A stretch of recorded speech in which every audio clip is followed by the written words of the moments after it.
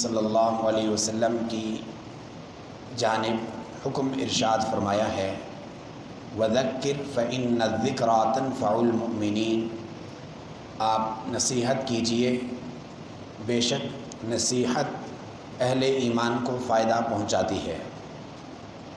چنانچہ حضور نبی کریم صلی اللہ علیہ وسلم کی جتنی بھی احادیث ہیں وہ ان کا ایک شان ورود ہوا کرتا ہے، جیسے قرآن کریم کی آیت کا شان نزول ہوتا ہے کہ یہ کس موقع پر کس غرض سے نازل ہوئی، ایسے ہی حضور نبی کریم صلی اللہ علیہ وسلم کی احادیث ان کا شان ورود ہوتا ہے، یہ آپ نے کس موقع پر ارشاد فرمائی ہیں، کیا سبب بنا ہے اور کس موقع پر حضور نے یہ تنبیہ فرمائی، نصیحت فرمائی۔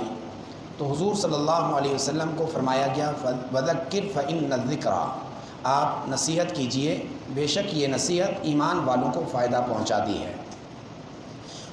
آقا مدنی جناب محمد رسول اللہ صلی اللہ علیہ وسلم ہمیں معلوم ہونا چاہیے کہ یہ آخری نبی ہیں، خاتم النبیین ہیں، امام الانبیاء والمرسلین ہیں، اور اس عقیدے اور اس نظریے کو بار بار دہرانا بھی چاہیے۔ یہی وجہ ہے کہ آپ صلی اللہ علیہ وسلم نے ایک موقع پر ارشاد فرمایا من مات ولم یعرف امام زمانہ فمات میتۃ الجاہلیہ، وہ شخص جو اس دنیا سے کوچ کر گیا، اس حالت میں اس کو موت آئی کہ وہ اپنے زمانے کے امام کو نہیں جانتا تھا۔ فرمایا اس کی موت ایسے ہے جیسے جاہلیت کی موت ہے، اور یاد رکھیے جاہلیت اسلام سے ہٹ کر کے زندگی کا نام ہے، یعنی اس کی موت حالت کفر میں آئی۔ اتنی سخت وعید جو آپ صلی اللہ علیہ وسلم ارشاد فرما رہے ہیں، یہ کون امام ہیں جن کے بارے میں کہا گیا کہ امام کو پہچانو؟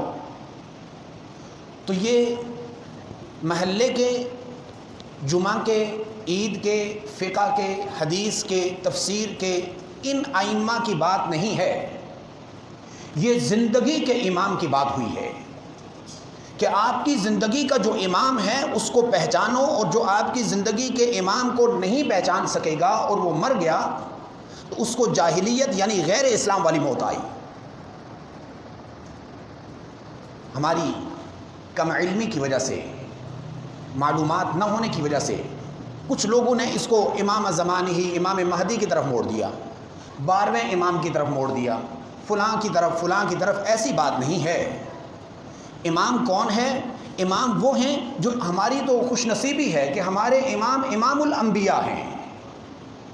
ہمارے امام امام الانبیاء ہی نہیں، امام الانبیاء والمرسلین۔ حضور صلی اللہ علیہ وسلم نے شب معراج میں رسولوں کی بھی امامت کی ہے اور نبیوں کی بھی امامت کی ہے۔ وہی جو امام انبیاء اور رسولوں کے تھے وہ اللہ نے اس امت کو نصیب فرمائے ہیں، تا قیامت جتنی بھی ہم عبادت کر رہے ہیں، ہماری زندگی کی عبادت کے امام نبی پاک صلی اللہ علیہ وسلم ہیں۔ ہم نے غلطی کہاں کھائی کہ ہم نے عبادت نام رکھا ہے صرف نماز کا، یہ غلطی ہو گئی۔ عبادت صرف نماز کا نام نہیں ہے، ہاں نماز کا نام ہے لیکن صرف نماز کا نہیں ہے، یہ غلطی ہوئی کہ ہم نے عبادت صرف نماز کا نام رکھا ہے، حج کا نام رکھا ہے، زکوٰۃ کا نام رکھا ہے۔ ہرگز ایسا نہیں، زندگی کے تمام مراحل کا نام جو سنت کے مطابق ہو اس کا نام عبادت ہے۔ عبادت نام ہے بندگی کا، عبادت نام ہے اللہ تبارک و تعالیٰ کی فرمان برداری، حضور کے طریقے پر پورا کرنے کا نام عبادت ہے۔ چاہے کوئی آدمی بیت الخلاء ٹوائلٹ جا رہا ہے وہ عبادت کر رہا ہے۔ اس جگہ پر اپنے امام کو دیکھنا ہے کہ ہمارا امام اس موقع پر کیا کرتا تھا۔ بیت اللہ جا رہا ہے، وہ امام کی اقتداء میں جائے، اگر امام کے اقتداء کے بغیر جائے گا وہ سال کے 362 دنوں میں چکر لگاتا رہے گا، حج نہیں ہوگا۔ حج کے 3 ایام مخصوص ہیں، ان 3 دنوں سے ہٹ کر کوئی آدمی کہے کہ چلو گیا ہوا تو ویسے بھی ہوں، احرام تو ویسے بھی ہے، چلو حج کی نیت کر لیتا ہوں، اشہر حج میں بھی حج نہیں ہوگا جب تک ان 3 دنوں میں ادا نہ کیا جائے گا۔ کیوں؟ اس لیے کہ اس امت کے امام نے یہی بتلایا ہے۔ زکوٰۃ آدمی سارے مال کو خرچ کر دے، زکوٰۃ نہیں ہوگی۔ جب تک نیت کر کے 40واں حصہ اپنے مال کا نکال کر نہ دے اور نیت بھی یہ ہو کہ میں زکوٰۃ دے رہا ہوں، اس وقت تک فقہا فرماتے ہیں اس کی زکوٰۃ ادا نہیں ہوگی، بے شک سارا مال صدقہ کر دے، زکوٰۃ کا فرض اس پر باقی رہے گا۔ ہاں جب وہ نیت کرے کہ میں یہ جو مال نکال رہا ہوں یہ زکوٰۃ کا ہے، یہ مثالیں لمبی ہوگی، مختصراً عرض کر رہا ہوں، بیت اللہ سے بیت الخلاء تک کہ تمام امور دنیاویہ جن کو ہم کہتے ہیں وہ بھی عبادت ہیں، کیونکہ وہ بندگی ہیں، اور جو بندگی ہے وہ اطاعت ہے، وہ بندگی وہ عبادت ہے، اور اس عبادت کا جو امام ہے وہ امام الانبیاء خاتم النبیین جناب محمد رسول اللہ صلی اللہ علیہ وسلم ہیں۔ ہم نے غلطی کھائی جس کی وجہ سے ہم نے صرف عبادت کے امام کو سمجھا اور عبادت نماز کو کہا اور صرف اس امام کو جان لیا، حالانکہ یہ تو ایک چھوٹی سی تمرین اور مشق ہے کہ اس امام سے ہٹ کر آپ کی زندگی کی عبادت جو صرف 5 منٹ کی 10 منٹ کی نماز ہے وہ اس کی اقتداء سے ہٹ جائے تو اس کو کوئی آدمی بھی نماز پڑھنے والا نہیں کہتا۔ موٹی سی بات ہے کہ کوئی امام صاحب قبلے کی جانب منہ کر کے کھڑے ہوئے ہیں اور ایک صاحب آئے اور انہوں نے شرق کی جانب مشرق کی جانب منہ کر کے کھڑے ہو لیے اور کہا کہ میں پیچھے امام کے منہ مشرق کی جانب، تو اس آدمی کو دوسرے سارے آدمی تنقید کا نشانہ بنائیں گے، وہ تو ہوگا ہی ہوگا، لیکن اس کی عبادت نہیں ہوگی، اس لیے کہ اس نے امام کے قبلے کی طرف منہ نہیں کیا۔ جس امام کی اقتداء کر رہا ہے اس کے قبلے کو نہیں مانا۔ یہ ایک موٹی سی مثال ہے، امام اگر قیام میں کھڑا ہے اور وہ جلدی سے آیا اور کہا کہ نماز کا اہم رکن سجدہ ہے اور میں جلدی سے سجدہ کیے دیتا ہوں، امام کی اقتداء کے بغیر اس نے سجدہ کیا تو سارے اس سے معذرت کریں گے کہ بھئی سجدہ اللہ کے قرب کا نام ہے، اللہ کی بہت زیادہ قرب حاصل ہوتا ہے، لیکن آپ کی فرض نماز نہیں ہوئی اس لیے کہ آپ نے امام کی اقتداء کو چھوڑ دیا۔ اسی کو کہا گیا کہ باہر سے آنے والا آدمی جب جماعت میں شریک ہو رہا ہے تو اس کو معلوم ہونا چاہیے کہ امام اس وقت نماز کے کس رکن کو ادا کر رہا ہے۔ امام قیام میں ہے، امام رکوع میں ہے، امام سجدے میں ہے، قومے میں ہے، جلسے میں ہے، قاعدہ میں ہے، کس جگہ میں ہے، اس جگہ کا تعین کرنا پہلے ضروری ہے۔ میرے بھائی، کلمہ پڑھنے کے بعد ہم جس امام کا کلمہ پڑھ کے زندگی شروع کرتے ہیں نا، اس امام کا پتہ کرنا چاہیے کہ اس نے اس وقت میں ہمیں کون سا طریقہ بیان کیا ہے۔ اس موٹی سی مثال کو تو ہر ایک آدمی سمجھتا ہے اور دوسرے آدمی پر فتویٰ لگا دیتا ہے کہ جی اس نے تو، آپ بیٹھے ہوئے تھے قاعدے میں اور ایک آدمی آیا اور وہ سیدھا سجدے میں چلا گیا، یہ بتلائیں کہ اس کی نماز ہوئی یا نہیں ہوئی۔ آپ قیام میں تھے اور وہ سجدے میں چلا گیا، اس کی نماز ہوئی یا نہ ہوئی۔ لیکن مڑ کر کے ایک دفعہ اپنے معاملات میں ہم یہ فتویٰ اپنے آپ سے پوچھ لیں کہ ہمارے نبی نے جو حلیہ بیان کیا ہے، جو حلیہ لے کر آئے ہیں، وہ امام الانبیاء، اس کائنات کی سب سے مقتدر، سب سے برگزیدہ، سب سے عمدہ، سب سے اللہ کی محبوب اور مقرب جو شخصیات ہیں وہ انبیاء ہیں، اور انبیاء کا جو حسن ہے اس پوری کائنات میں اس جیسا حسن نہیں۔ اس نبی نے جو چہرہ دیا ہے وہ چہرہ ہمیں پسند نہیں، اور پھر اس کے بعد ہم کہیں کہ میاں یہ بتلائیں کہ اس آدمی کی نماز ہوئی ہے یا نہیں ہوئی۔ میاں یہ مڑ کر پوچھیں کہ میری زندگی کا بھی کوئی مقصد پورا ہوا ہے یا نہیں۔ جس زندگی کو دیا ہی اس لیے گیا ہے، وَمَا خَلَقْتُ الْجِنَّ وَالْإِنسَ إِلَّا لِيَعْبُدُونَ، ہم نے تو ان کو پیدا ہی عبادت کے لیے کیا، بھائی نماز کے لیے نہیں۔ نماز کے لیے فرشتے اتنے زیادہ ہیں کہ ہم شمار نہیں کر سکتے، آسمان و زمین بھرے ہوئے ہیں۔ اللہ کی عبادت کے لیے عبادت کی کمی نہ تھی۔ اللہ تبارک و تعالیٰ نے مجھے اور آپ کو جو بھیجا ہے امتحان کے لیے بھیجا ہے، اور یہ زندگی عموماً ہم جنازوں میں تقریر سنتے بھی ہیں اور کرتے بھی ہیں کہ بھائی قبر میں ایک سوال جواب ہوگا، سب کو معلوم ہے، لیکن اس قبر کے سوال جواب کے لیے جو ثابت قدمی کی جو دعا کی جاتی ہے وہ کیسے ہوگی؟ وہ یہ نہیں ہوگی کہ بھائی اس کو رٹا لگوا دیا جائے کہ من ربک ربی اللہ، من ربک ربی اللہ، اس بچے کو یاد کرا دے بھائی قبر میں کیا پوچھا جائے گا، تمہارا رب کون ہے، تم کیا دینا ہمارا رب اللہ ہے، معذرت، ایسا نہیں ہوگا۔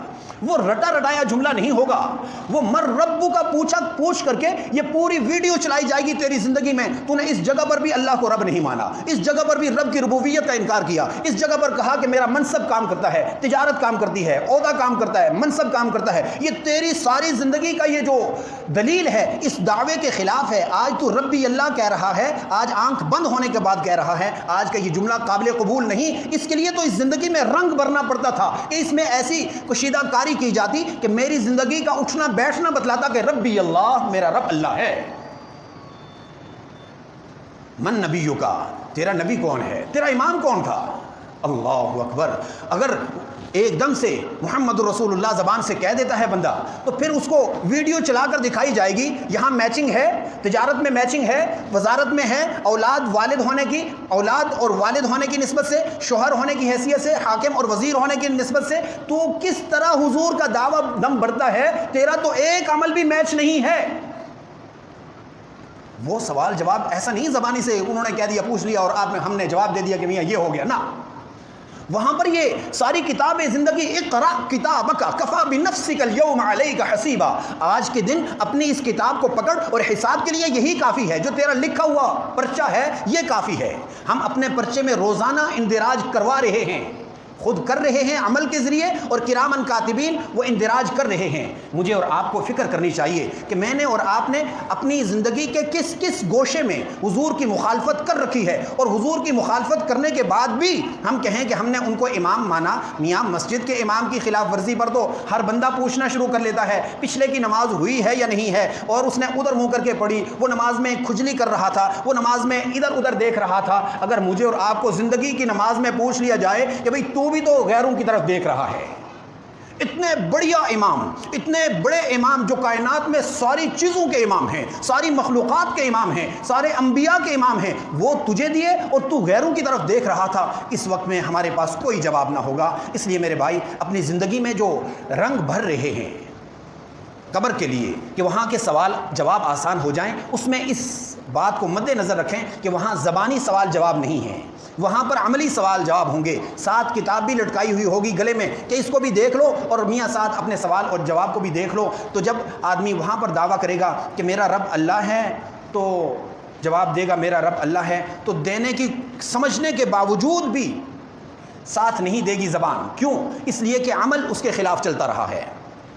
بہرحال وقت کافی ہو گیا، میں اپنی جو آیات آج تلاوت کی ہیں ان کی طرف آ رہا ہوں. فرمایا وَذَكِّرْ فَإِنَّ الذِّكْرَىٰ تَنفَعُ الْمُؤْمِنِينَ. یاد رکھیے میرے بھائی، یہ جو ضابطہ بیان ہوا کہ مومنین کو یہ نصیحت فائدہ پہنچاتی ہے، یہ پورے ہفتے میں یہ تقریباً 20 منٹ ہوتے ہیں ہمارے پاس اس نشست کے. لیکن اس نشست میں ایسا ہو جاتا ہے ہر بندہ، اور کوشش یہ ہوتی ہے کہ ہر بندے کی پہنچ کے مطابق بات کی جائے. ہر بندے کی یہ سوچ ہوتی ہے کہ یار واقعی غلط ہو رہا ہے. یہ 20 منٹ کی محنت اگر ہمیں اس طرف موڑ لیتی ہے تو وہ جو پورے ہفتے کے گھنٹے لگا لیے جائیں، 24 گھنٹوں کے حساب سے اگر گھنٹے لگائے جائیں تو وہ سارے دنیا میں لگے ہوئے، اور اتنی سخت مصروفیت ہے کہ اللہ تبارک و تعالیٰ نے اتنا مصروف کر دیا، اتنا مصروف کہ نماز کے لیے بھی پوچھو تو کہا کہ رات کو دیر سے آتے ہیں، صبح دیر سے اٹھتے ہیں. فجر کی نماز ایک صف، ظہر کی نماز گاہک کی اور مصروفیت کی، دفتری ملازمت کی اور کام کاری اور جو مزدوری ہے اس میں ایسی مشغولیت ہے کہ وہ صحیح کام کا ٹائم ہوتا ہے، شام کو دکان بند کرنے کا ٹائم ہوتا ہے، کچھ وقت سفر میں گزر جاتا ہے. بھائی نماز کہا کہ نماز نہیں ہو سکتی اس لیے کہ مصروفیت ہی کچھ ایسی ہے. بھائی